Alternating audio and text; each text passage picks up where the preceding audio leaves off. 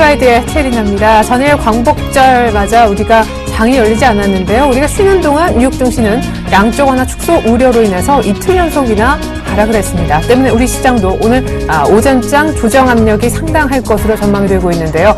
제임스 블라드 센트럴스 연준 총재가 인플레이션이 너무 낮다라면서 양적 완화 축소 우려를 완화시켰지만 여기도 뉴욕 증시는 꿈쩍하지 않고 하락을 했었는데 간밤엔 지표가 또 너무 좋게 나온 것이 양적 완화 축소 시기가 앞당겨지는 것 아닌가 그런 우려를 높였습니다. 뉴욕 증시 기술적으로도 많이 안 좋아지는 모습이었는데요. 한편 유로존이 7분기 만에 경기 침체에 탈출한다라는 신호가 나왔음에도 불구하고 유럽까지도 같이 흔들리는 모습이었습니다. 자, 간밤 뉴욕 증시 마감 상황부터 보여드립니다. 뉴욕 증시는 양적 완화 축소 우려와 시스코 시스템즈 등 기업들의 실적 부진에 급락했습니다. 3대 지수가 지난 6월 20일 이후 가장 큰 폭으로 하락세를 띄었는데요. 다우지수는 전날보다 225.47포인트 1.47% 내린 15,112.19로 거래를 마쳤고 스탠다드 앤 푸어스 500 지수도 1.4% 하락을 나스닥 지수 역시 1.72% 내린 3,606.12로 장을 마감했습니다. 이날 나온 고용, 물가, 주택 지표가 호조를 보인 게 연준의 양적 완화 축소에 대한 우려를 키웠는데요. 미국의 지난주 신규 실업수당 청구 건수는 전주보다 15,000건 감소한 32만 건을 기록해 5년 10개월 만에 가장 낮았고 미국 건설업체들이 느끼는 8월 주택시장 체감 경기는 약 8년 만에 최고를 기록했습니다. 미국의 7월 소비자 물가는 전월 대비 0.2% 상승해 석 달 연속 상승세를 이어갔으며 전년 동월 대비로는 2%가량 올랐습니다. 반면 미국의 7월 산업 생산은 전월과 같은 수준에 머물며 시장 예상치 0.3% 증가를 밑돌았습니다. 이는 6월의 0.2% 증가보다 낮은 것으로 한 달 만에 증가세가 다시 멈춘 것입니다. 뉴욕 제조업 경기와 필라델피아의 제조업 경기 또한 둔화된 것으로 집계됐습니다. 유럽 증시도 미국의 QE 축소 우려 등으로 인해 큰 폭으로 내림세를 띄었는데요. 영국이 전날보다 1.5%가량 내린 6,483으로 거래를 마친 가운데 프랑스 증시도 0.5%, 독일도 0.7%가량 밀렸습니다. 유로존의 2분기 GDP가 전 분기보다 0.3% 늘어나며 7분기 만에 플러스 성장을 기록했습니다. 유로존은 예상됐던 0.2%보다 높은 성장률을 달성해 2분기 연속 마이너스 성장을 의미하는 경기 후퇴엔 일단 존지부를 찍었습니다. 네, 때문에 유로존 투자 심리는 9년 내 가장 좋다라고는 하지만 시장에 내성이 생길 법도 한데 QE 축소 우려는 여전히 시장을 괴롭히고 있습니다. 재료가 상충되는 시장, 하지만 초반 하락은 예상되고 있습니다. 1부를 통해서 준비한 소식부터 보여드리죠.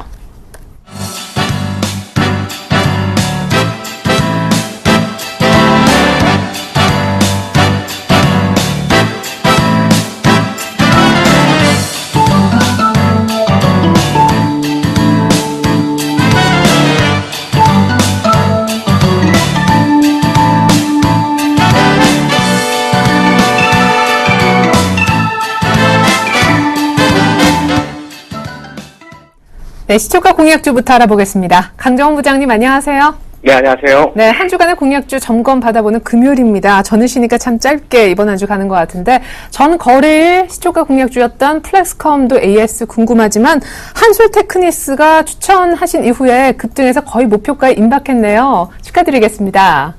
네, KDS 한솔테크니스는 제가 21,500원에서 22,000원까지 제시해드렸는데 기관도 매수하게 들어오고 있는 상황이고 역시 3분기부터 신규 시업 실적 본격화를 줄 수 있습니다. 올해 턴어라운드 이후에 내년도부터 2015년도까지 특히 이제 2014년 실적 대비해서 2015년도에는 80% 이상의 실적이 증가될 것으로 전망되고 있기 때문에 전체적으로 LED 부분의 빠른 실적 회복이 한솔테크니스의 투자 포인트라는 말씀드리겠고요.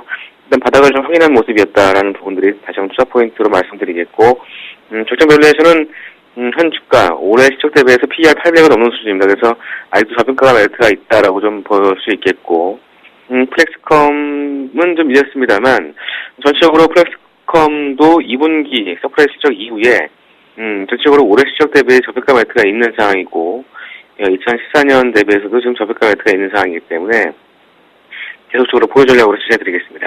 네, 감사합니다. 이번엔 오늘 시초가 공약주 설명을 드릴 차례인데요. 오늘 준비하신 종목은 반도체 장비주 가운데 하나라면서 금요일날 이쪽 관련된 섹터가 아주 좋았는데요.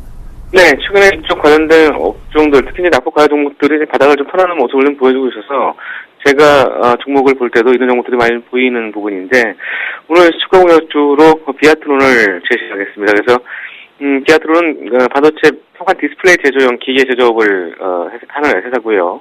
뭐 아몰레드라든가 LTPS라고 해서 저온 폴리실리콘 기술을 얘기합니다. 그래서 산화질용 TFT 플렉시블 디스플레이 이런 디스플레이 패널 제작을 위한 그런 장비 중에서 전공 장비에 속하는 백플레임 표면 제조 관련 열처리 장비가 주요 제품이고요.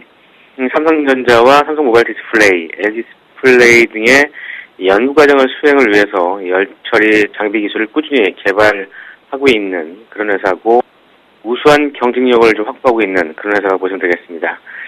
투자 포인트는 세 가지를 주시는데요. 첫 번째는 인쇄 전자장비의 신사 모멘텀입니다.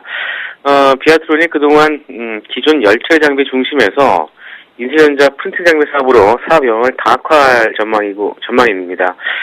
스마트폰과 모바일 기기에 이런 경박 단소 요구에 맞춰서 인쇄전자의 미세 패턴이 빠르게 진행되고 있는 상황인데 올해부터 삼성과 애플, LG전자, 노키아 이런 모바일 기기에 적용되면서 향후에 인쇄전자가 이제 모바일 기기에서 플렉시블 디스플레이, 유기태양전, 투명 전극 이런 터치 스크린 전극 소재까지 활용이 좀 가능할 전망으로 있고요. 두 번째는 최근에 8월 말에 규제가 되고 있는 분리형 BW 발행 효과 부분을 줄 수 있는데요. 올해 7월 달에 신규 사업 진출과 지분 확대를 통해서 이 경영권 강화 목적으로 200억 원의 3호 BW를 발행했습니다. 표면 이자율 0%, 만기 이자율도 0%인데 분리형 원원태 행사 가격은 16,559원입니다. 1년 후에 2014년 7월 4일부터 행사가 가능한데 양호한 조건입니다. 1년 후부터 신주 희석에 따른 오버행 가능성도 제한적으로 판단되고 있습니다만 희석 효과가 좀 제한적으로 좀 전망되고 있는데 올 3분기부터 내년 4분기까지 1년 6개월간 한국과 중국, 미국으로부터 전 폴리실리콘과 옥세이드용 열처리 장비 수주가 집중될 것으로 전망되고 있기 때문에 미래 이익 증가 부분과 대주주의 지분 확대가 이런 주식의 희석 효과를 충분히 좀 상쇄될 것으로 예상되고 있기 때문에 이 부분이 이제 전체적으로 긍정적인 어떤 모습으로 발전될 수 있다라고 보시면 되겠고요. 마지막으로 저평가 마이너스인데 올해 매출액은 1,026억, 영업이익 248억을 전망하고 있습니다. 순이익도 240억을 전망하고 있고 전체적인 실적이 올해 사상 최실적을 전망하고 있습니다. 그래서 현 주가가 PER 7배 미만인데 반도체 업종 평균 PER을 10배 적용하더라도 23,000원대 밸류에이션 매력이 있는 종목이고 내년도에도 올해 대비해서 20% 이상의 실적 증가가 전망되고 있는 부분 역시도 투자 포인트로 취하도록 하겠습니다. 네, 지금 주가가 한 16,000원 정도 하고 있는 것 같은데 비아트론 어디까지 보시는 거예요? 네, 16,700원까지 보시겠고요. 봐드리겠고요. 손절가는 15,200원 하회에서 손절 들어가시기 바라겠습니다. 네, 오늘 강정 부장님의 종목 비아트론 설명 들어봤습니다. 부장님 감사합니다. 네, 고맙습니다.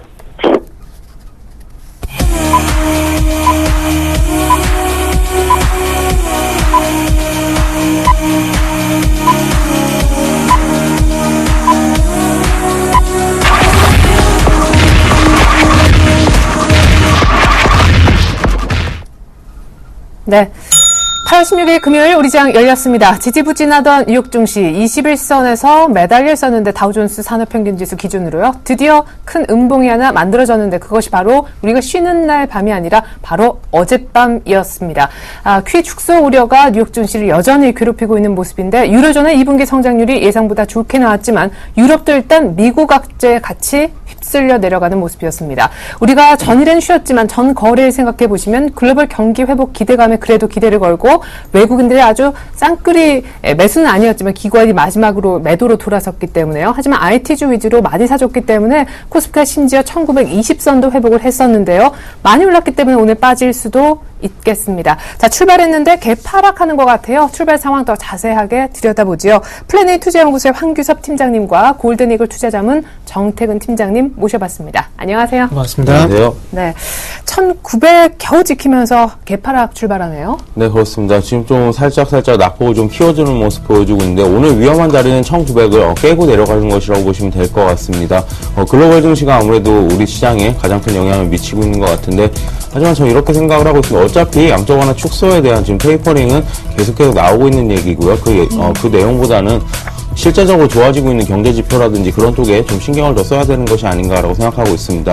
어쨌든 간에 장은 지금 개파 하락으로 시작을 했고 낙폭을 좀 키워가는 모습인데 오늘의 관전 포인트 중에 가장 중요한 것은 과연 1900선을 지키는지가 가장 중요할 것 같고요. 두 번째로는 외국인의 매도폭이 얼마만큼 계속해서 커지느냐 이어지느냐를 살펴보시면 좋을 것 같습니다. 일단 뭐 삼성전자 같은 경우에 1.3% 정도로 지금 계속해서 좀 하락하는 모습 보여주고 있고 하이닉스 같은 경우에도 지금 2% 내외에 가까운 하락폭을 좀 보여주고 있습니다. 하지만 삼성전자나 SK 하이닉스 같은 경우 워낙에 저점에서 저점까지 떨어졌다가 바닥을 확인하고 한 3, 4거래일 정도 반등을 해주는 모습이었기 때문에 오늘의 조정은 어느 정도 좀 받아들이고 가자라고 말씀을 드리고 싶고요. 현대차라든지 기아차 같은 경우에 상대적으로 현대차 같은 경우에 시장보다 약간 좀 강한 모습 보여주고 있다고 보시면 될 것 같습니다. 철강주 흐름이 상당히 좀 좋은 모습 보여주었었는데 오늘 같은 경우 역시 장의 흐름에 따라서 0.9% 정도 하락을 하고 있는 모습 보여주고 있고요. 삼성생명이라든지 한국전력 같은 경기 방어주중도 좀 하락하는 모습 보여주고 있습니다. 시가총액 상승 중에 이제 상승하고 있는 종목은 현대상선처럼 개별 이슈가 있는 종목들 역시나 대북 관련 이슈 때문에 좀 오르고 있는 것이라고 판단을 하고 있고요. 시가별 매매 동향 보면은 다행히도 지금 외국인과 기관이 좀 개인의 물량을 받아주면서 지금 외국인이 55억 원, 기관이 25억 원 정도 좀 순매수 하는 기조를 좀 보여주고 있다고 보시면 될 것 같습니다. 네. 의외로 유로존의 2분기 성장률이 예상보다 많이 좋게 나왔는데요. 아주 소폭이지만 잘 나온 편이죠. 그런데도 조선주는 오늘 일제히 시장과 연동돼서 1%가량 빅3가 모두 밀리는 모습입니다. 1903포인트에서 출발했는데 1902.42 가리키고 있네요. 니케의 출발 상황 살펴보겠습니다. 전전일 사실 14,000선을 지켜냈었고요. 전일 이미 2% 정도 엔화 때문에 조금 밀렸었는데 오늘 추가적인 하락을 하네요. 1.6% 정도 더 밀려서요. 13,530선 정도에서 개장했습니다. 자, 이어서 코스닥 한번 들여다보겠는데 550선 그래도 참 어렵게 이번 한 달간 지켜왔잖아요. 오늘 역시 좀 내주는 모습? 예. 그래서 코스피뿐만 아니라 코스닥도 이제 하락 출발을 하고 있습니다. 갭 하락 출발을 하게 되면서 1% 넘는 이제 하락 출발을 하고 있는데요. 일단 코스피 같은 경우는 1900포인트 중요성 상당히 좀 많이 나오고 있는데 코스닥 지수도 마찬가지로 540포인트 전에 하방에서 과연 나올 것인가가 좀 중요하지 않겠나 생각을 하고 있습니다. 어쨌든 아침 쪽에서 갭 하락 출발을 하고 있긴 하지만 외국인이 매수 출발을 하고 있기 때문에 조금은 추가적인 하락이 제한될 가능성에 대한 부분들도 좀 기대를 해봐도 되지 않겠나 생각을 하고 있습니다. 자, 갭 하락하고 부분은 어쩔 수 없지만 어쨌든 오늘 하루 얼마만큼 코스피지가 잘 버티냐가 오늘의 시장의 관건이 되지 않겠나 생각을 하고 있고요. 자, 지난주가 아니죠. 죄송합니다. 수요일 같은 경우에 일단은 외국인들이 146억 정도 매수를 했고요. 그리고 기관이 122억 정도 매도를 하게 되면서 양주치 엇갈리는 모습이 나오면서 고학권 마감했었는데 오늘 아침 쪽 같은 경우에도 마찬가지로 외국인은 매수 그리고 기관 쪽은 매도 출발을 현재 하고 있습니다. 자, 외국인이 41억 정도 매수 출발, 개인이 26억 그리고 기관이 각각 13억 정도의 매도 출발을 하고 있는데요. 자, 그렇다면 오늘 쪽에서 외국인이 얼마만큼 매수 폭을 확대하느냐에 따라서 추가적인 하락이 제한되냐 아니면은 전략 후방으로 끝내느냐 이런 키포인트가 되지 않겠나 생각을 하고 있습니다. 자, 오늘 하루 외국인의 수급 어떻게 전개가 될지 같이 한번 체크를 해보자고요. 자, 시가총액 상위 종목들 한번 좀 살펴보도록 할게요. 자, 출발할 때는 전체적으로 하락 출발했었는데 그래도 이제 조금씩 상승 전하는 종목들이 좀 눈에 띕니다. 서울 반도체 그리고 다음 같은 종목은 이제 강보합권이긴 하지만 현재 상승적으로 전환을 하려는 그런 움직임이 좀 포착이 되고 있고요. 하지만 셀틱은 0.5%, 파라다이스가 2%, GS홈쇼핑이 2%, 그리고 SK 브로드밴드가 1.65%, 그 태용이 1.19%, 포스코 ICT가 1.7% 정도 현재 전체적으로 하락 출발을 하고 있고요. 그 외에도 전체적으로 찾아보게 된다면 이제 네오리지 게임즈가 2.7%, 주성 LG전력이 2.5% 넘는 약세 출발을 현재 하고 있습니다. 네, 좋습니다. 코스닥이 545선 정도, 현재 코스피와 코스닥 모두 1% 정도 아침부터 뚝 떨어졌다 이렇게 이해하시면 좋겠습니다. 이번엔 서울 외관시장 개장 상황 살펴보죠. IBK 투자증권 윤영교 연구원님 연결해서 들어보겠습니다. 안녕하세요. 네, 안녕하십니까? 네, 1120원대 안착 시도하고 있는 우리 달러원은 오늘 어떻게 출발하고 있습니까? 미국 쪽 지표도 많이 나왔고 유로존의 2분기 성장률도 공개가 됐잖아요. 네, 간밤 글로벌 외환시장에서는 미국 양적 완화 축소에 대한 우려가 재차 확대된 가운데 유로존 2분기 성장률이 예상치를 상회하면서 달러화가 주요 통화 대비 약세를 보였습니다. 미국 주간 신규 실업 수당 청구 건수가 2007년 10월 이후 최저치를 기록했고 전미주택건설업협회에서 발표한 주택시장 지수가 2005년 이후 최고치를 기록하면서 3차 양적 완화 정책의 단초를 제공한 고용과 부동산 시장 회복이 본격화된 것으로 나타났습니다. 이에 따라 양적 완화 축소 우려가 다시 부각되면서 뉴욕 증시 하락과 달러화 약세를 이끌었고요. 여기에 유로존 2분기 실질 GDP 성장률 속보치가 시장 예상치인 플러스 0.2%를 상회한 0.3%를 기록하면서 유로존 경제가 장기 침체 탈출 기대가 커진 점도 달러 약세에 힘을 보탰습니다. 이에 따라 달러 유로 환율은 간밤 상승하며 유로당 1.334달러 그리고 엔달러 환율은 97.2엔 안팎에서 거래가 이루어지고 있습니다. 14일 우리 외환시장에서 원달러 환율은 이틀간 오른 부담과 미국 소매 판매 호조와 이에 따른 역외 매수세 이유로 상승하면서 1118.7원에 거래를 마쳤습니다. 오늘은 대외 재료가 다소 엇갈린 모습을 보이긴 했습니다만 글로벌 달러 약세와 1120원대 접근에 따른 내고 물량 출회가 맞물릴 수 있어 14일 대비 하락할 것으로 보입니다. 간밤 여기 NDF 시장에서 원달러 환율은 스와프 포인트를 감안하면 14일 서울 외환시장 종가 대비 1.4원 하락한 1119.5원에 최종 호가됐는데요. 미국 신규 실업수당 청구 건수가 순조로운 흐름을 이어가고 있고 유로존 침체 탈출이 가시화되는 등 글로벌 경기 회복에 대한 기대감이 높아지면서 원화 강세를 자극하고 있는 상황이고요. 징검다리 연휴를 끼고 있어 거래량이 상대적으로 많지 않을 것이라는 점은 환율 변동폭을 제한하면서 금일 원달러 환율은 1110원대 중반으로 소폭 하락한 수준이 될 것으로 예상합니다. 네, 오늘도 1120원은 안 나올 분위기네요. 주말 앞두고 오히려 전거래보다 소폭 하락을 예상해 주셨습니다. 윤영교 연구원님 감사합니다. 네, 감사합니다.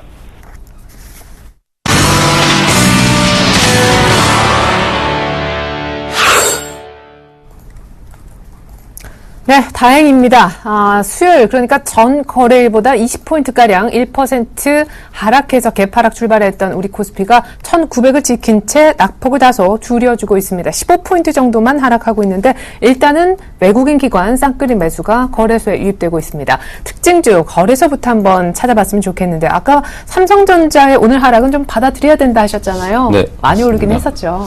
삼성전자 많이 올랐다고 하기에는 조금 그렇지만 어쨌든 간에 반등을 좀 바닥을 찍고 네. 많이 올라온 모습을 보여주었기 때문에 그런 부분을 생각해 본다면 좀 어느 정도의 조정폭은 이 정도 조정폭은 좀 받아들일 수 있다라고 판단을 하고 있고요.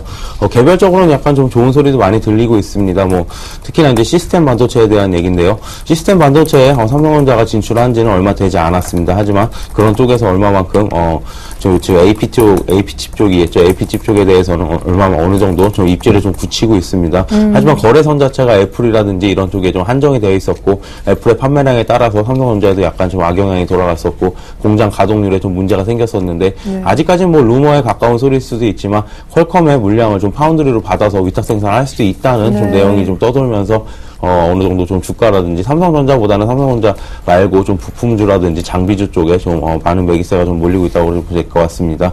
삼성전자가 국내 증시를 좀 이끌어야 한다는 것에 대해서는 뭐 계속해서 좀 같은 생각이고요. 어쨌든간 2차선을 가기 위해서는 삼성전자가 좀 움직여줘야 되는데 시장 상황이 이렇다 보니 지금 약간 좀 힘든 것 같습니다. 하지만 분명 다음 주부터라든지 어느 정도 반등은 분명 예상을 하고 있고 차트상으로도 뭐 쌍바닥을 찍은 그런 점도 있지만 기업 자체가 좀 나아지고 있고 그동안에 횡보 과정을 많이 거쳤기 때문에 어느 정도 에너지가 좀 응축이 되어 있다고 말씀을 드리고 싶습니다. 네, 이번에는 좀 특징 종목 정말 살펴보겠습니다. 오늘 코스피 200 약간 편입되는 종목과 빠지는 종목 때문에 희비가 엇갈리는 종목 혹은 그룹주까지 생기는 모습인데 STX 그룹주 그리고 코스피 200에 신규로 포함되는 종목이 영진약품이라고요. 네, 그렇습니다. STX 손해영 같은 경우에 코스피 200 종목에서 좀 빠져나갈 것은 어느 정도 시장에서 좀 예측이 됐던 얘기고요. 그런 부분이 이제 와서 좀 현실화가 된다고 보시면 될 것 같고 오히려 그런 부분에 따라서 하락하는 것이 아니라 그동안의 경영 정상화에 따른 기대감으로 인해서 많이 상승했던 부분을 어느 정도 반납한다고 보시면 될 것 같습니다. 차라리 이제 코스피 200에 새로 편입된 영진약품을 한번 살펴보실 필요성이 있을 것 같은데요. KTNG의 자회사입니다. 그렇기 때문에 어느 정도 자금 여력이 많은 회사라고 보시면 될 것 같고 처음에는 뭐 드링크제라든지 이런 제품들만을 좀 생산을 했었는데 현재 같은 경우에는 이제 KT의 지원을 좀 받아서 신약 개발이라든지 이런 부분들도 좀 힘쓰고 있는 기업이라고 보시면 될 것 같고 어느 정도 좀 안정적인 기업이라고 보시면 될 것 같습니다. 하지만 시가총액 자체가 뭐 3,300억 정도이기 때문에 시가총액 비중으로 따진다면 그렇게 뭐 시장 자체에 큰 영향을 줄 건 아닌 것 같고요. 개별 종목에 대한 이슈로 좀 마무리가 될 것이라고 생각하고 있습니다. 예, 그래요. 영진약품 그리고 STX 그룹주는 그럼 오늘 STX 조선해양이 결국 빠지면서 그 자리에 영진약품이 들어가는 거라서 네, 그룹주가 좀 빠지는 건가요? 제가 생각하기엔 그런 것 같지는 않고요. 네. 그 말씀드렸지만 이제 경영 정상화에 따른 기대감 때문에 좀 많이 올랐던 부분들이 있죠. 그런 부분에 대해서 차익 실현 물량이 좀 나온다고 생각을 하고 네. 지금까지 뭐 아직까지 그러니까 그룹에 대한 지원에 대한 기대감도 아직까지 기대감 또한 남아있는 상황이긴 하지만 아직 확실한 것은 없고요. 또 구조조정 또한 그룹 내에서 진행이 되고는 있지만 뭐 인력이라든지 이런 부분에 대해서 아직까지 좀 말이 없기 때문에 저 같은 경우에 STX 같은 경우에 트레이딩 매매 아니면은 접근하시는 것은 좀 불편하지 않나라고 생각하고 있습니다. 네, 반면에 오늘 현대상선 11% 급등, 현대엘리베이터 6% 급등. 현대상선은 최근에 수급도 진짜 좋아졌고 일단 실적도 좋은 소식. 네, 남북 간에 또 그렇습니다. 개성공단 정상화 합의. 네, 현대상선은 어쨌든 간에 이제 현대아산 때문에 좀 오른다고 보시면 될 것 네. 같은데, 현대아산의 지분을 60%가 넘게 좀 보유하고 있기 때문이라고 보시면 될 것 같습니다. 현대아산 하면 가장 먼저 떠오르는 것이 금강산 관광일 텐데요. 네. 저 같은 경우는 어느 정도 좀 중립적으로 보고 있습니다. 물론 바닥권에 뭐 10,000원선에 있을 때 이럴 때는 당연히 매수에 더 적극적으로 좀 동참을 해야 되는 입장이었지만, 현재 같은 경우에는 어느 정도 실적 대비해서는 오버슈팅 된 감이 있지 않나라고 판단하고 있습니다. 그렇게 생각하는 이유 중에 하나는 남북 경협주와는 그러니까 개성공단 관련주와는 좀 다르게 생각을 하고 있는데요. 개성공단 관련주 같은 경우에는 개성공단이 합의가 되면서 이제부터 다시 공장이 돌아가고 할 수 있는 확실한 팩트가 좀 나온 상황입니다. 하지만 현대상선 같은 경우는 금강산 관광에 대해서는 아직까지 좀 팩트가 나오지 않은 상황이죠. 그리고 금강산 관광이 재개가 된다고 하더라도 기존의 호텔이라든지 리조트라든지 모두 좀 보수를 해야 되는 입장입니다. 북한 쪽에서 좀 뭐 관리 상태가 그렇게 썩 좋지는 않은 상황이고요. 네. 그리고 이런 부분들 같은 경우에는 어쨌든 간에 지금 사람이 한 분 돌아가셨던 부분이 있고, 그런 부분들을 어느 정도 재발 방지라든지 사과가 나와야 되는 부분이기 때문에 개성공단보다는 조금 더 힘들지 않느냐라고 판단을 하고 있고요. 다만 이제 상선에 대한 본업에 대한 좀 업황이 돌아오면서 실적은 좀 호실적을 컨센서스보다는 좀 나은 실적을 발표했지만 이렇게까지 오버슈팅 될 구간은 아니라고 생각하고 있습니다. 네, 이렇게 남북 화해 급물살 타자 경협주가 또 들썩이지 않을까 싶은데요. 현대상선, 현대엘리베이터 잠깐 살펴봤지만 더 포괄적으로 같이 움직이는 DMZ 세계평화공원 테마주까지 좀 흐름 봐주셨습니다. 네, 오늘 상한가 들어가는 종목도 있네요. 네. 대단합니다. 방산 테마뿐만 아니라 새로운 또 테마가 좀 나오는 것 예. 같아요. 일단 뭐 개성공단에 대한 얘기를 다 한규섭 팀장님께서 얘기를 다 해주셨고요. 저는 뭐 덧붙여서 뭐 일단 말씀하신 대로 DMZ 관련 평화공원 뭐 관련 주들을 좀 봐야 될 것 같습니다. 일단 어제 뭐 그 경축사에서 뭐 DMZ 평화공원에 대한 언급이 나오게 되면서 다시 한번 뭐 거기에 대한 불씨가 좀 다시 살아나는 것이 아닌가 좀 생각이 되고 있는데, 뭐 DMZ 관련주에서 지금 부각이 되고 있는 종목들이 보니까 뭐 코아스라든지 GMP, 자연과환경, 뭐 삼菱홀딩스 뭐 이런 종목들이 좀 부각이 되고 있더라고요. 그리고 코아스 같은 경우는 지금 이제 오늘까지 해서 뭐 3일째 지금 상한가에 진입을 한 걸로 알고 있는데 상당히 시세가 좀 강하게 나고 있습니다. 네. 자, 오늘 뭐 소위 말하는 점상한가 진입을 하게 되면서 코아스 같은 경우에는 1,505원에 지금 이제 가격이 형성이 되고 있어요. 자, 코아스 같은 경우에는 이런 부분이 이번에 DMZ뿐만 아니라 이전에 어떤 테마도 있었냐면은 박근혜 정부 들어와서 어떤 그 교육 강화에 대한 얘기가 나오게 되면서 초등학교에서 뭐 고등학교까지 뭐 책상 교체에 대한 얘기가 나오게 되면서 이전에 그런 교육 테마에서 묶였었는데, 확실하게 이제는 뭐 DMZ 평화공원 관련 테마스 쪽으로 묶이는 게 아닌가 좀 생각이 되고 있네요. 자, 근데 중요한 것은 이제 단순히 요 연천이라든지 동두천 그리고 파주 쪽에 토지를 갖고 있다는 이유 하나만으로 지금 이제 코아스라든지 그리고 GMP 같은 종목들이 강세를 보이고 있는데, 이런 종목들은 뭐 단순히 테마란 부분들을 말씀 안 드려도 알 수가 있겠죠. 우리가 한번 예를 들어보게 되자면은 신공항 테마도 잘 아실 겁니다. 가덕도 쪽이라든지 아니면 밀양 쪽에 토지를 갖고 있다는 이유 하나만으로 신공항 얘기가 나올 때마다 한 번씩 급등락을 뭐 변동성이 확대가 되거나 그런 움직임이 많았었는데, 예를 들면은 영화금속이라든지 뭐 동방성기 이런 종목들 기억이 나실 거예요. 근데 이런 종목들이 추세적으로 봤을 때 결론적으로 못 갔죠. 그렇다면은 새로운 어떤 테마가 좀 완성이 좀 새로운 테마가 좀 완성이 되다 보니까 오늘 뭐 코아스라든지 그리고 GMP 같은 종목들이 급등을 하고 있습니다. 그래서 이런 기술적으로 봤을 때 급등을 하고 있는 것에 대해서 부정을 할 수 없지만 연속성상으로 봤을 때는 이게 지속이 될 가능성은 누가 보더라도 떨어진다 볼 수가 있을 것 같아요. 자, 우리가 그 부분 한번 생각해 보자고요.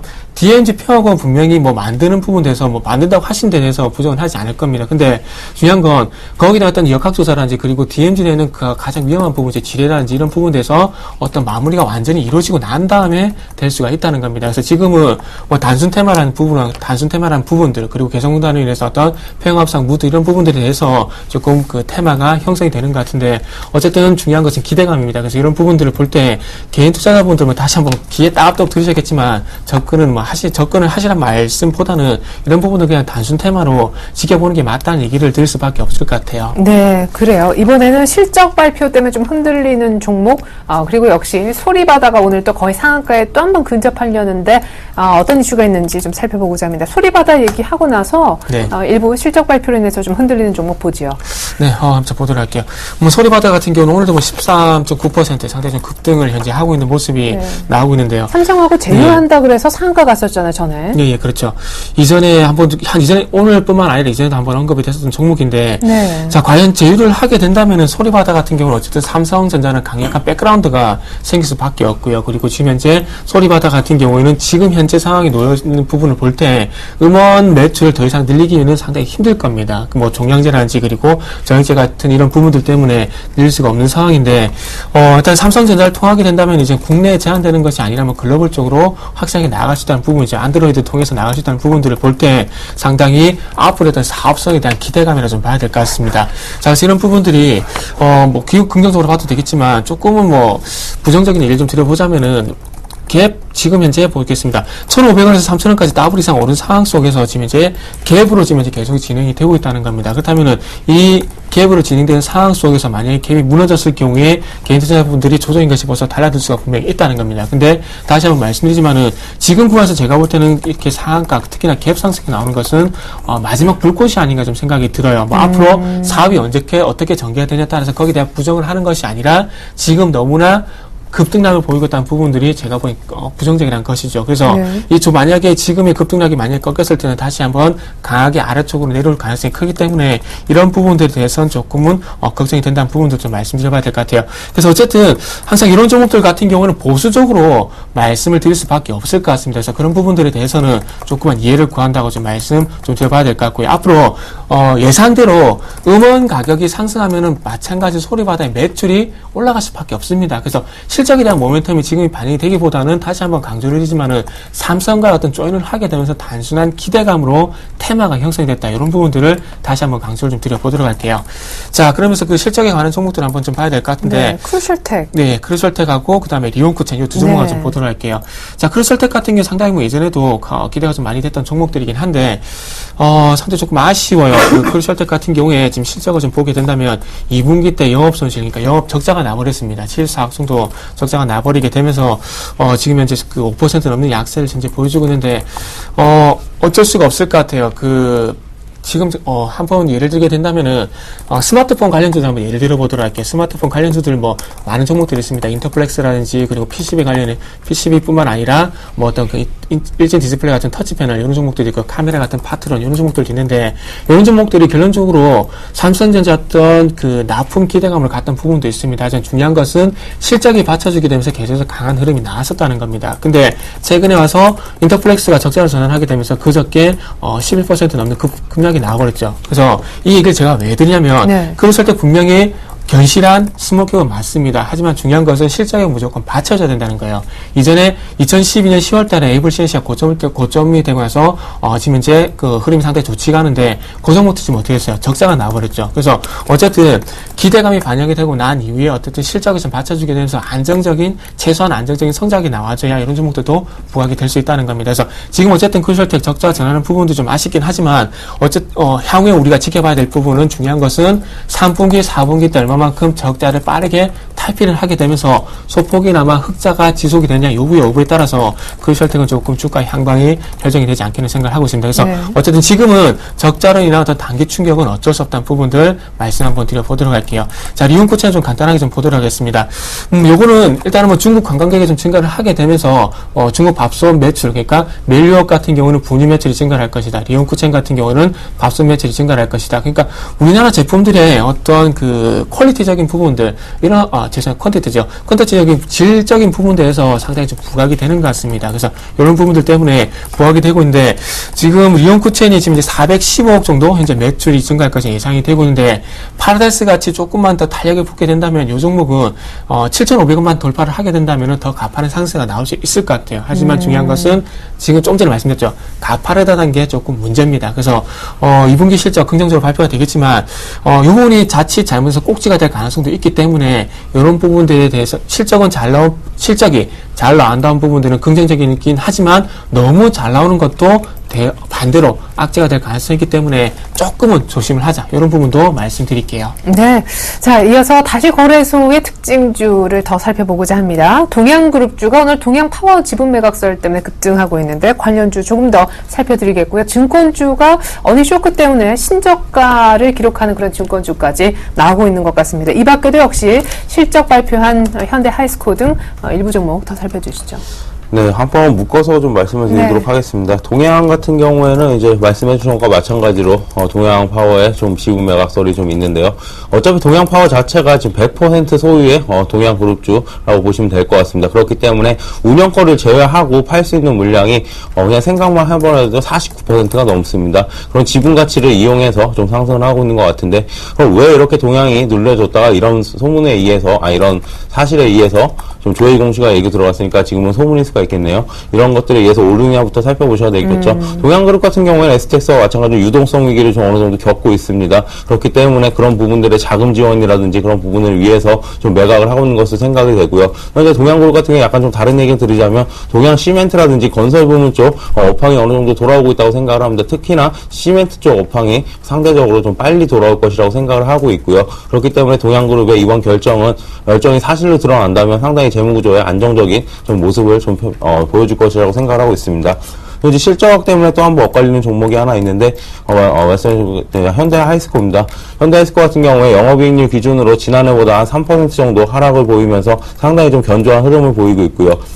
그 영업이익 자체를 보는 게 아니라 영업이익률을 보셔야 될 것 같은데, 자동차용 강판 가격이라든지 이런 부분들이 유럽 경기와 미국 경기가 어느 정도 좀 상승세를 좀 유지를 하면서 상당히 좀 많이 올라오고 있다라고 보시면 될 것 같고, 역시나 이제 포스코와 마찬가지로 계속해서 원자재 쪽, 특히나 이제 철강 쪽에 대한 업황이 좀 돌아오고 그런 부분에 대해서 3분기가 좀 더 기대되는 실적이 나오지 않을까라고 생각하고 있습니다. 근데 현대사이스코 이제 실적도 괜찮았다라고 말씀해 주셨는데 NC소프트의 실적도 발표가 됐나 봐요. 오늘 일단 3% 정도 더 내리는데. 네, 좀 하락을 하고 있네요. 네. 어쨌든 하지만 이제 뭐 리포트상 같은 경우 살펴보시면 실적 개선 기대감에 좀 목표가는 좀 상향이 되고 있는 것 같은데, 글쎄요, 잘 모르겠습니다. 어느 정도 이제 중국에 대한 기대감 때문에 어느 정도 바닥원, 즉 15만 원 선에선 좀 많이 올라온 모습이었죠. 하지만 그렇게 크게 올라오지 못하고 있는 부분인데, 왜 이렇게 탄력이 떨어질까를 가만히 생각을 해보면 NC소프트 같은 경우에는 역시나 이제 모바일 쪽에 대한 어느 정도 약세가 좀 이어지고 있기 때문에 그렇다라고 보시면 될 것 같고, 물론 중간에 뭐 대주주 이슈도 있긴 했지만 결론적으로는 계속해서 뭐 대작 위주의 게임을 좀 만들고 있죠. 그런 부분들이 좀 주가에 좀 약영향을 미치는 것 같고, 하지만 이제 뭐 향후에 좀 올라갈 것은 당연한 사실이라고 생각을 하고 있습니다. 뭐 계속해서 중국 부분에 진출을 하고 있고요. 일본 부분에는 약간 좀 약세를 좀 보이고 있지만 중국 부분에 대한 모멘텀이 계속해서 좀 살아날 것이라고 생각을 하고, 신작 대작 게임에 대한 얘기가 나오고 있죠. 리니지의 후속작인 리니지 이터널입니다. 그렇기 때문에 그런 부분을 생각해 본다면 지금의 조정은 어느 정도 좀 받아들이고, 아직까지도 주봉상이나 월봉상에는 바닥이기 때문에 좀 아래방으로 열어둔다라도 16만 원 아래까지 좀 열어두시고요. 상방은 충분히 좀 높게 볼 수 있지 않나라고 판단하고 있습니다. 네, 감사합니다. 증권주만 조금 더 살펴보죠. 어닝 쇼크 때문에 하나투자증권이 신저가, 이거 증권주 갖고 계신 분들은 아마 예전 같지는 않다고는 느끼실 것 같아요. 네, 가장 큰 문제는 증권주를 보실 때 아무래도 거래대금의 문제겠죠. 그리고 우리나라 증권시장에 좀 증권시장의 기공안에 키를 쥐고 있었던 산업이 아무래도 수수료 산업이라고 보시면 될 것 같습니다. 하지만 수수료는 계속해서 0.01호죠. 지금 HTS로 매매를 할 때는 그 부분에서 점점 더 내려가는 증권사도 있고요. 그리고 스마트폰 앱을 통해서 매매를 하시는 분들을 위해서 계속해서 증권사에서 좀 출혈 경쟁을 하고 있죠.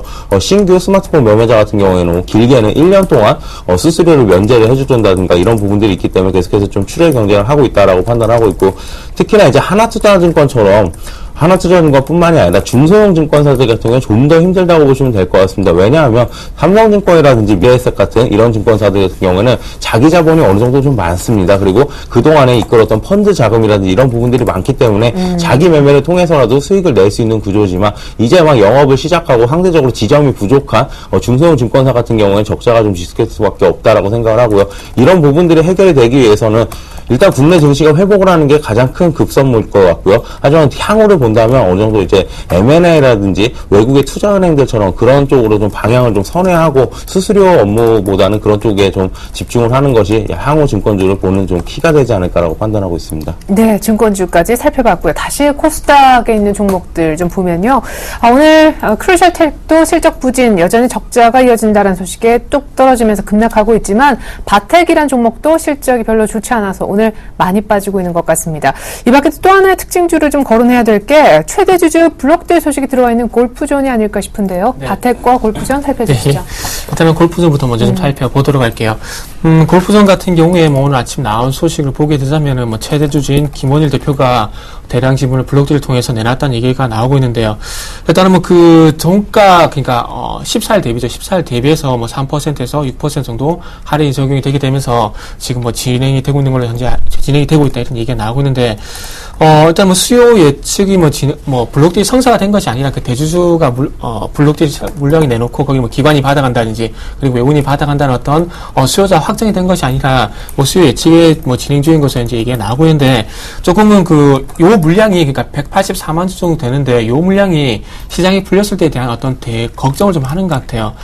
당연히 물량이 풀리게 되면 이 물량을 받아갈 주체가 없다는 부분들이 어떤 매도세를 불러일 것이다. 이런 단순한 이런 그 연결고리 때문에 좀 하락을 하는 것 같습니다.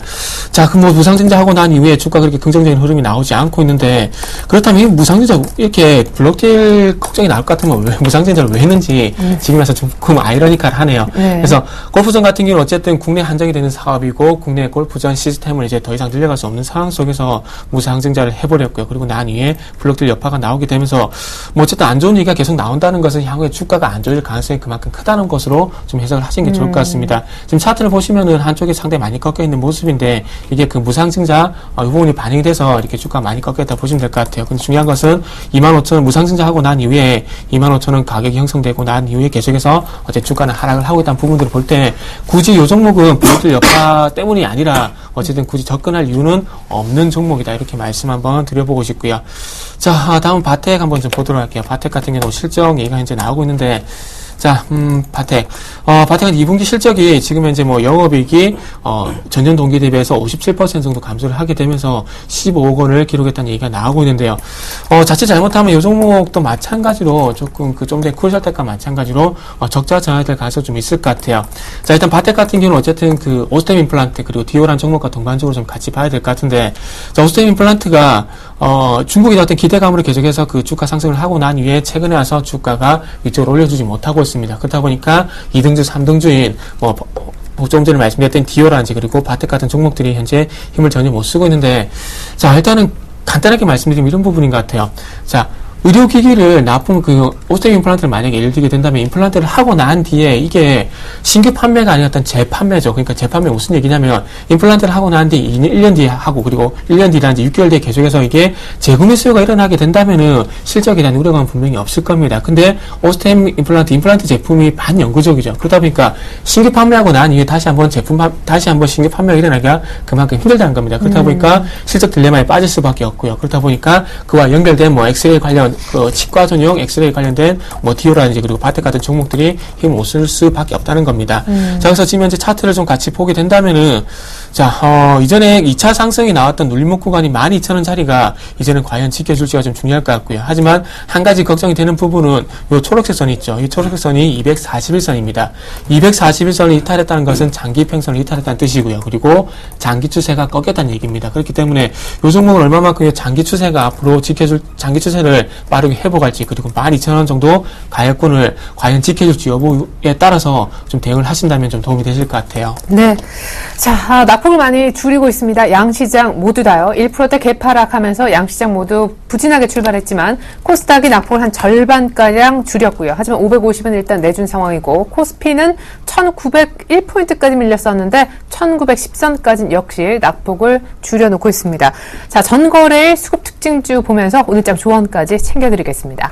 자, 이전 거래 수요일날 외국인들이요 3,500억 이상 이틀째 아주 화끈하게 연속 사주 썼던 날인데요. 가장 많이 산 종목 삼성전자였습니다. 그 다음으로 많이 산 종목이 SK 하이닉스였고요.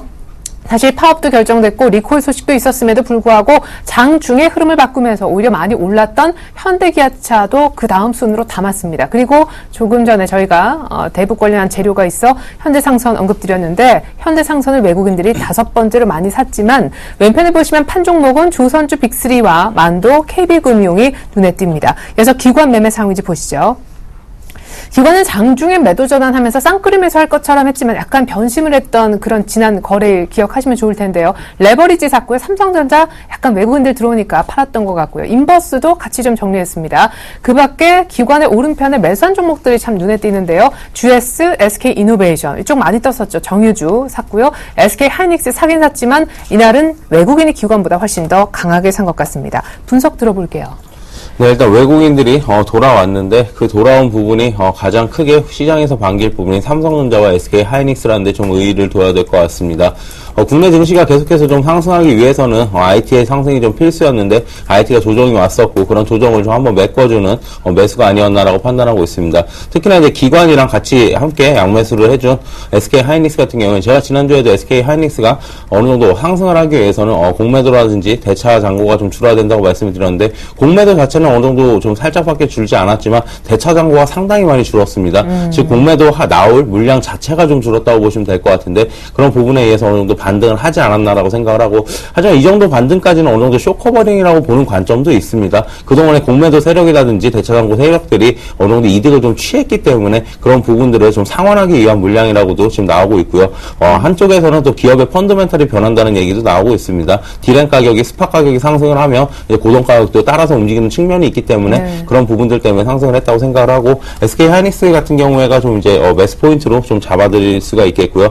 기관의 매수 상위 종목 중에 이제 SK이노베이션이라든지 GS가 좀 들어와 있는데 그거는 화학주가 반주도로서 좀 시장을 이끌어왔죠. 하지만 화학주의 윗단계를 보면 당연히 정유주가 있습니다. 정유주가 있기 때문에 그런 부분에서 이제 한번 순환매로 다시 한번 상승할 가능성이 있지 않나라고 판단하고 있고요. 현재 국제 유가 자체가 물론 뭐 이집트에는 좀 안 좋은 소리긴 하지만 어느 정도 좀 국제 유가에는 좀 좋은 소식이기 때문에 앞으로 국제 유가가 조금 더 상승할 여력이 남아 있다고 생각을 합니다. 국제 유가가 반영되는 2달 후쯤 정제 마진이 확 상승할 가능성이 있기 때문에 그런 부분을 생각해 본다면 정유주에 대한 어느 정도 기관은 발빠른 매매를 하고 있는 것이 아닌가라고 판단하고 있습니다. 네, 자 그러면은 우리 황기섭 팀장님의 오늘장 한마디 역시 중요한 것은 외국인. 네, 그렇습니다. 조정시 매수 관점이라고 좀 썼고요. 이제 외국인의 동향을 파악을 하자라고 했는데, 이 정도 관점이라면 어느 정도 조정은, 이 정도 선에서 1900 아래로 내려갈 가능성은 거의 없지 않나라고 판단하고 있습니다. 네네. 왜냐면 오늘 조정에서 가장 중요한 것이 시초에도 시장 초반에도 말씀을 드렸다시피 외국인의 매매 동향이라고 말씀을 드렸는데, 계속해서 외국인의 매매는 좀 늘어가고 있는 상황이고요. 물론 장 초반이고 아직 100억 원 이하로 약하기는 하지만, 그래도 글로벌 증시가 이렇게 휘청거리는 상황에서 국내 증시 을 아직까지 좀 매수를 하고 있다는 것은 국내 증시에 대해서 상방을 어느 정도 열어줘야 되지 않나라고 판단하고 있고요. 장 후반으로 갈수록 외국인이 1000억 원 이상 사준다면 더할 나위 없이 좋겠지만 하락 전환 외국인이 매도 전환만 하지 않는다면 코스피 지수는 여전히 1900선 위에서 좀 지켜줄 것으로 예상을 하고 있습니다. 네. 자, 이어서 정태근 팀장님의 조언도 들어봐야 될 텐데 그에 앞서서 정거래일 코스닥 수급 특징주 보여드리겠습니다. 외국인들이 오늘까지도 그래도 매수해주고 있는 것 참 다행인데요. 오늘까지 4일 연속 코스닥 사고 있는 외국인이 이틀째 사면서 뭘 제일 많이 담았나? 오늘 거의 4만 원 가려고 하는 또 오르는 서울반도체를 가장 많이 담았습니다. 그 다음에 실적 괜찮았던 성광밴드 신고가 바라보고 있죠. 덕산 하이메탈은 쌍끌이로 한 6거래 7거래를 연속 들어오고 있는 아주 수급 좋은 종목이고요. 삼천리 자전거 파라다이스 순으로 샀습니다만 많이 판 쪽은 또 셀트리온이 약간 차익 실현한 것 같고요. GS 홈쇼핑 차트도 굉장히 안 좋아졌는데 외국인들도 두 번째로 매물을 많이 내놨습니다. 파트론, 서울반도체는 샀지만 또 루멘스는 팔았군요. 게임빌 여전히 수급이 안 좋은 모습입니다. 이어서 기관 매매 상위주 보시죠. 기관은 4일 연속 지금 코스닥을 사지 않고 있는데 오늘도 소폭이지만 매도를 이어가고 있습니다. 가장 많이 매도한 종목 왼편 맨 위에 보시면 CJ 오쇼핑, 홈쇼핑주들이 타격이 좀 있었군요. 루멘스를 어마어마하게 가장 많이 산 반면에 서울반도체는 약간 차익 실현을 했습니다. 덕산 하이메탈 양 매수 잡힌 것 확인이 될 거고요. 하나마이크론 반도체, 시스템 반도체 쪽도 기관 매수를 많이 받은 모양입니다. 분석해 주시죠. 네. 일단 가장 특징적인 부분이 외국인과 기관적 동반 매수 종목인데요.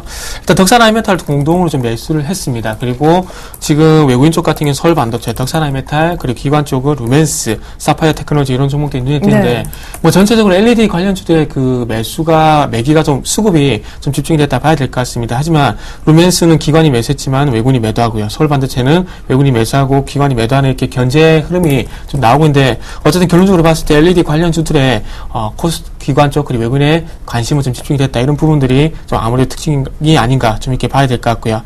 홈쇼핑 관련주들이 뭐 매도 상이 올라와 있다는 부분들이 조금 우려스러운데 향후의 수급을 한번 좀 체크를 해봐야 될 것 같습니다. SM 여전히 기관 매도로 해서 좋지 않다는 부분들이 있는 것 같고요. 자, 마지막으로 특징 하나만 간단하게 좀 보면서 정리를 좀 해보자면은 아침석에 유진기업이 지금 현재 11% 넘는 현재 급등세를 보여주고 있는데 네. 지금 그 복권 3기 이제 복권 로또 사업자 선정이 됐다는 소식이 전해지게 되면서 급등을 하고 있는데 자, 일단 뭐 나눔로또에 대한 전체적인 어떤 시스템을 이제 공급을 하고 있는 상황 속에서 뭐 전체적인 사업권을 이제 다 갖고 오게 되면서 이제 복권으로 이제 발생된 수수료에 대한 수익들이 유진기업 쪽으로 반영이 될 것이다. 이런 부분들이 긍정적으로 좀 작용을 하는 것 같습니다. 그렇다면 이제부터 유진기업은 그 좀 오래전 얘기이긴 하지만 이제 막 롯데 하이마트로 했던 어떤 자본들이 이제 거의 마무리가 돼가는 것이 아닌가 좀 생각이 되고 있고요. 앞으로 로또 사업자 선정으로 인해서 얼마만큼 수수료 수익이 발생을 하냐에 따라서 좀 부각이 될 가능성이 있을 것 같고요. 주가는 4,000원 돌파도 가능하지 않겠나 생각을 하고 있습니다. 자, 오늘은 제가 그 리스크 관리 측면에서 이런 말씀 좀 드려보도록 할게요. 네. 홈쇼핑 관련주 수급 확인하고요. 그리고 리스크 관리 좀 하자고 좀 말씀드려보도록 하겠습니다. 매매 상위 종목에서 보신 부분이 있기 때문에 잘 아시다시피 지금 이제 홈쇼핑 관련주들이 매도 상위 현재 올라와 있습니다. GS 홈쇼핑은 현재 외국인의 수급을 좀 체크를 하셔야 될 것 같고요. 그리고 CJ 현재 홈쇼핑 같은 경우는 기관의 수급이 조금씩 꼬이고 있는데 수급이 꼬인다는 것은 그 이후에 주가가 꺾일 가능성도 그만큼 크다는 부분이라는 겁니다. 그래서 이번에 만약에 외국인과 기관에서 매도가 좀 지속이 된다면은 어떤 조정을 위한 매수보다는 아무래도 리스크 관리를 좀 더 생각을 하셔야 되는 게 좀 좋지 않겠나 이렇게 정리를 해보도록 할게요. 네, 시장 전체적인 수급을 잘 살피자 특별히 외국인 그리고 조정 시에 주식 사자 그리고 홈쇼핑주 리스크 관리 측면에서 어느 주체를 보면서 투자에 유의할 필요가 있는지까지 들려드렸습니다. 플래닛 투자연구소 황규섭 팀장님, 골든이글 투자자문 정태근 팀장님의 조언 들으셨습니다. 감사합니다. 감사합니다. 감사합니다.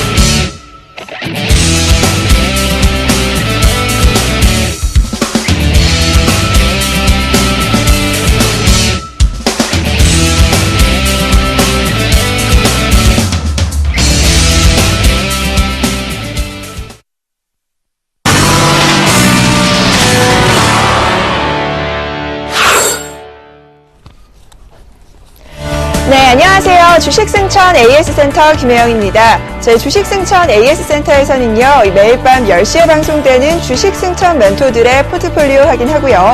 관심주도 AS해봅니다. 자, 먼저 오늘은 정대일 멘토와 최명석 멘토의 수익률부터 확인합니다. 자, 현재 정대일 멘토의 포트 나옵니다. SL이 4% 손실 구간이고요. 이외에는 1% 내외의 수익 구간입니다. 자, 이어서 최명석 멘토의 포트 확인합니다. 역시나 셀트리온 흐름이 막강하죠. 60%의 수익 보고 계시고요. 이어서 현대아이스코 역시 두 자리대입니다. 16%. 컴투스는 매도하셨네요. 자, 이어서 관심주 확인하는 시간입니다. 먼저 정대일 멘토의 관심주입니다. 두 종목 제시를 하셨는데 먼저 에스텍 파마입니다.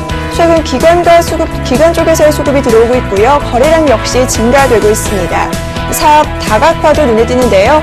매수가는 14,000원, 목표가는 16,000원, 손절가는 12,500원입니다. 자, 이어서 두 번째로 제시하신 종목입니다. 아가방 컴퍼니, 중국 산하 제한 정책 폐지 수혜에 대한 기대감이 좀 들어오는 종목이죠. 자, 매수가 살펴보면 6,650원, 목표가는 9,000원, 손절가는 6,000원입니다. 자, 이어서 전일에는 최명석 멘토 역시 관심주를 제시하셨습니다. S51 관심주로 제시를 하셨고요. 자, 매수가가 78,400원, 목표가는 10만원, 손절가는 72,000원입니다. 자, 이어서 앞서 살펴본 관심주들 현재가 흐름 짚어보죠. 먼저 에스텍팜입니다. 1.7%대의 상승세 14,600원에 거래 중이고요. 자, 이어서 다음 종목 아가방 컴퍼니입니다. 반면 좀 밀리네요. 1.9%의 하락 흐름, 6,620원에 거래 중인 모습이고요. 자, 이어서 SO일도 함께 살펴봅니다. 역시나 1% 정도 하락 흐름입니다. 77,600원에 거래되고 있는데요. 오늘은 최명성 멘토님 전화 연결해서 SO일 대응 전략 챙겨보겠습니다. 안녕하세요, 멘토님. 네, 멘토님 안녕하세요. 네, 다시 연결해 보겠습니다. 자, 최명성 멘토님 안녕하세요. 네, 안녕하세요. 최명성 멘토입니다. 네네, 신규 종목으로 SO일 제시를 하셨던데요. 저희가 대응 전략 챙겨보죠. 네, SO일의 대응 전략에 대해서 말씀드리겠습니다. SO일은 에너지 석유 가스 기업입니다. 국내 대표적인 정유사로 대주주는 사우디아라비아인 국영석유 회사인 아람코입니다. 사업 부문은 정유, 윤활, 석유화학 3개의 사업 부문으로 나누고 있습니다. 정유 부문은 원유를 처리 가공하여 석유 제품을 생산하고 있습니다. 석유화학 제품은 정유 부문에서 생산된 원료를 이용하여 석유화학 제품을 생산하며 윤활 부문을 자동차용, 산업용, 윤활유 및 그리스 등의 제조 시에 사용되는 윤활기유를 생산하고 있는 회사입니다. 현재 3년 연속 매출 및 영업이익은 양호합니다. 유보율이 1700%로 안정적입니다. 앞으로 가을철과 겨울철이 돌아오는데요. 여행철과 겨울철에 많은 난방유 등이 소비가 됩니다. 특히 에너지 소비로 많은 기름이 소용이 되는데요. 그래서 SO일이라든가 GS그룹 정유주의 수익성이 향상될 것으로 보입니다. 어제 미국장이 많이 하락해서 현재 77,700원 정도 되는데요. 이 가격이나 아니면 오늘 종가에서 매수하셔서 한 2, 3주 정도 들고 가시면 충분히 좋은 수익이 나오리라 생각이 듭니다. 오늘은 여기까지 말씀드리겠습니다. 네, SO일 대응 전략까지 챙겨봤습니다. 멘토님 오늘 말씀 감사합니다.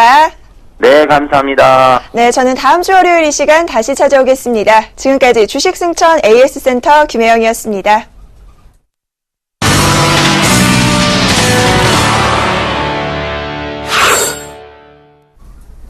네, 낙폭 많이 줄였습니다. 코스닥은 0.27% 정도만 하락하고 있는데 외국인의 매수가 좀 힘이 되는 모습이고요. 코스닥은 0.5%, 6% 정도만 하락하는데 역시 개인이 팔아도 외국인과 여기에 기관의 매수가 더해진 것이 힘이 좀 되는 모습입니다. 계속해서 글로벌 이슈 속 숨겨진 의미 알아볼 텐데요. 글로벌 이슈, 양쪽 하나 축소 우려 때문에 미국 증시가 많이 빠지고 우리도 영향을 받고 있기 때문에 오늘 아침 이 분석이 상당히 중요할 것 같습니다. 김동섭 이사님 만나보겠습니다. 안녕하세요. 네, 안녕하세요. 네. 아직도 QE 축소 이거 우려 때문에 미국 증시가 또 간밤에 꽤 많이 빠졌는데 출구 전략이 늦어질 수 있다. 또 이런 얘기도 우리가 쉬는 동안 나왔습니다. 디플레이션 우려가 있던데요.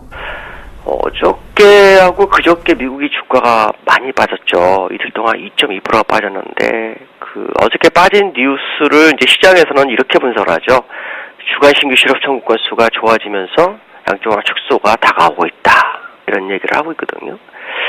근데 제가 볼 때는 어저께는 사실 그게 영향이 아니었던 것 같습니다.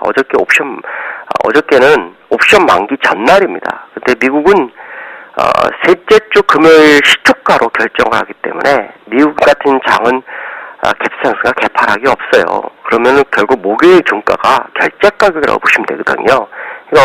오늘 새벽에 끝난 미국은 역시 옵션 만기에 의해서 그 영향권에 의한 부분이다라는 거죠. 만약 정말 주가가 빠질 거라면 대량 거래가 터져야 되는데 거래량이 없다라는 것이 아마 이 부분을 반증하는 것이 아닌가라는 부분인데요.